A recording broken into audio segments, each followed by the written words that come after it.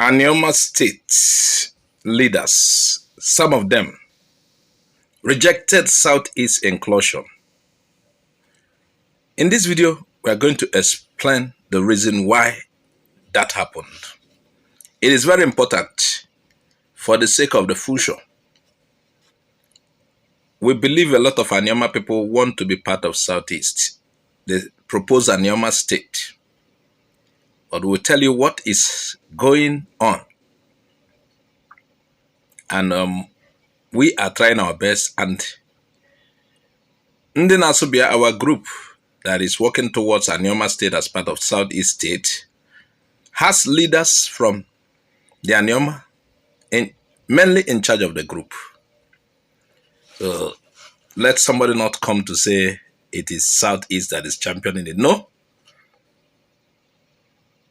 Southeast leaders want states from within Southeast. They are not championing Anyoma State inclusion. Meanwhile, some of them wished that is the case. But most of the people championing Anyoma State creation and to be part of Southeast are from Anyoma. Meanwhile, the political figures. Anyway, welcome to this video. We're going to break down the controversy about Anyoma State and why Anyoma leaders rejected, some of them, the idea of placing the new state inside the Southeast zone of Nigeria. Let us go step by step. Now, what really happened? What really happened? Anyoma political leaders, some of them, anytime I say Anyoma political leaders, some of them recently said they do not want Anyoma State to be included in the Southeast. Many of them support, or almost all of them support the creation of Anyoma State. But they insist it must remain inside the South-South geopolitical zone. This has created tension, arguments, and questions about identity, history, and politics. Now, here is the big claim. Those Anyoma leaders say, we are not Southeast. Our history is different. We have a unique identity. But when you look deeper, things are not that simple. Now, here is the real issues behind the rejection. You need to know. 1. Identity politics. Many Anyoma towns speak Igbo. Almost all Anyoma towns speak Igbo language. Almost all. They share culture, they share names and traditions with other Igbo areas. But the political class, note carefully, the political class often says, we are not Igbo. This is not always consistent. It looks more like politics than culture. The idea that they are not Igbo is more of politics than culture. Now, the second factor is economic fear. Joining the Southeast means losing access to oil revenue and financial advantages of being in the South-South. Delta State receives oil money. Southeast does not, or receive a minimum. This is a major reason why some elites prefer to stay in the South-South. The other third one is political power fear.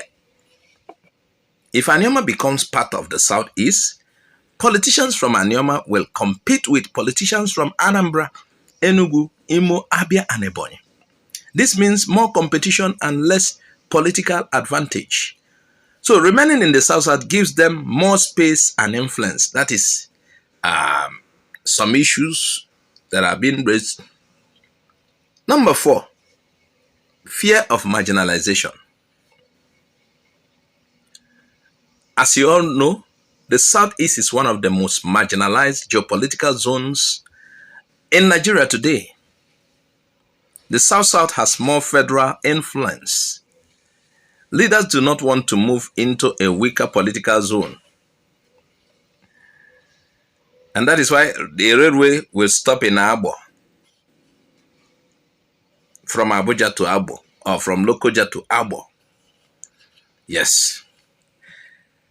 And that is it. Let's look at the cultural contradiction.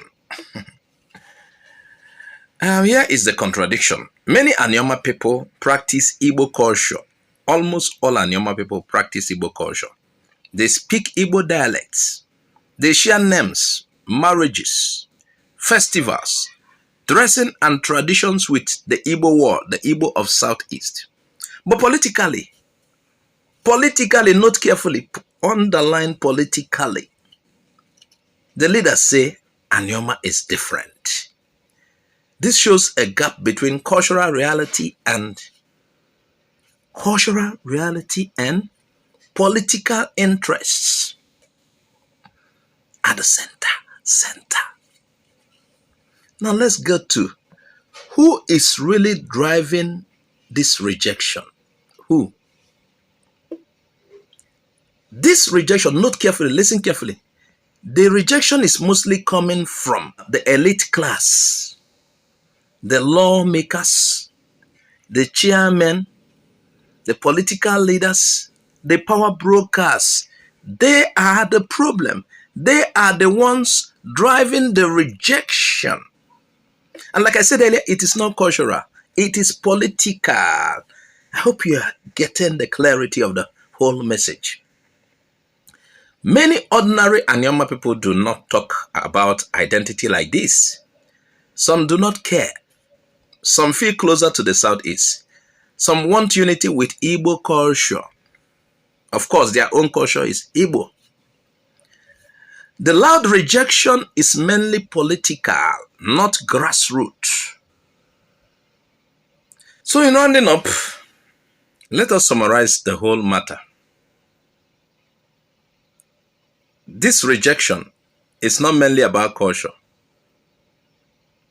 because they know their culture and that of the Southeast reflects Igbo. It is not mainly about history, but if it is history, then it is history, a more recent history. This rejection is mostly about money, political strength, fear of marginalization, and the desire to keep Delta State advantage. Now let's go back to fear of marginalization. A popular actress, Stella Damascus, said the family surname they bear before the war was Ojukwu.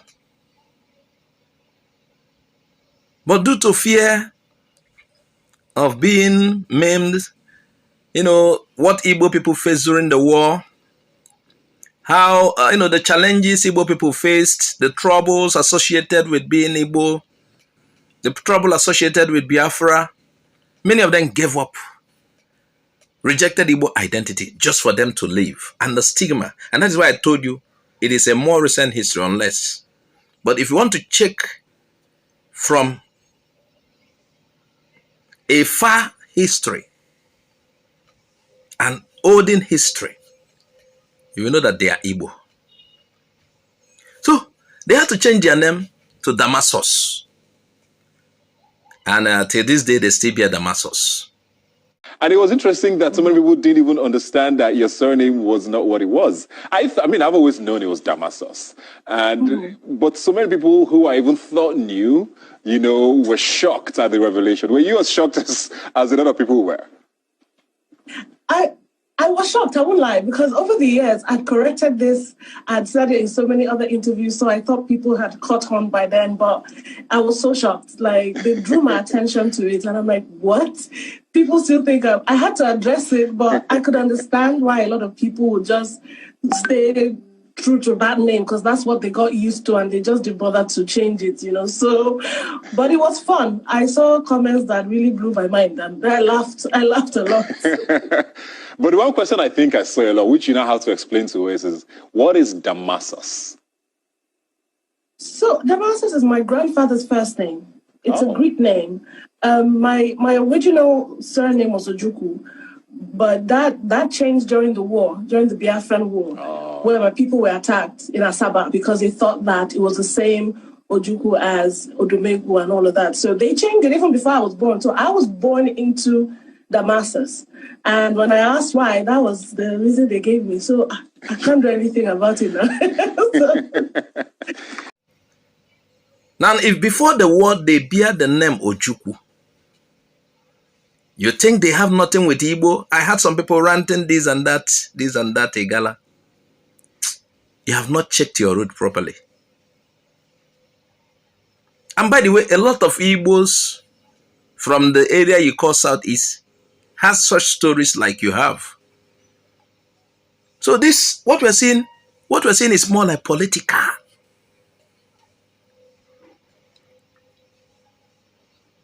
The idea of we are not Igbo argument is used as a cover for these deeper issues. There are deeper issues, but for them to escape, they will tell you we are not Igbo. Now, to round up, Anyoma's identity is rich and complex. But the political decisions around the Anyoma State are shaped by fear, power, and economics, not just culture. Understanding this helps us to see the full picture and separate truth from political packaging. Thank you for watching this video. Remember to like, share, and follow for more simplified explanations. Anyoma State. Nyagazie. Chenieche.